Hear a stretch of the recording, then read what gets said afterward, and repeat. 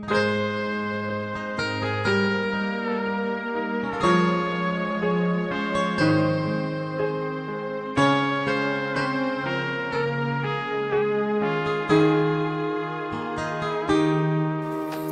khu vel rau pui na le an moi na ai chua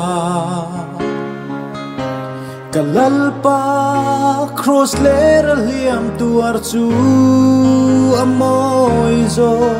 thil ti thei na le ho sak na ming than na ai chua cross kong zo in she om tuar ka thlang zo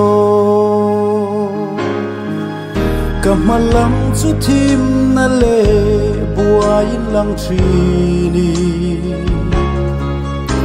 mang an na le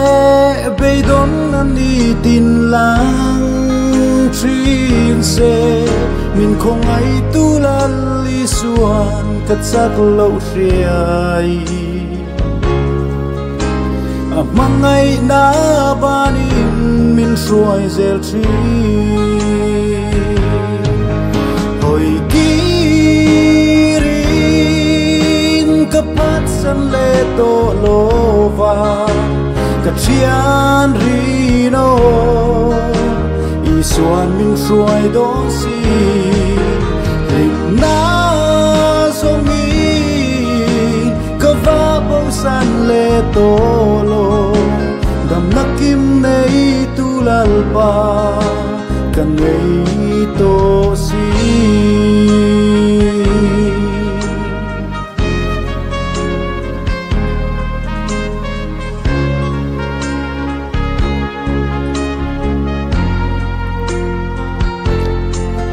chu mun moi tak chu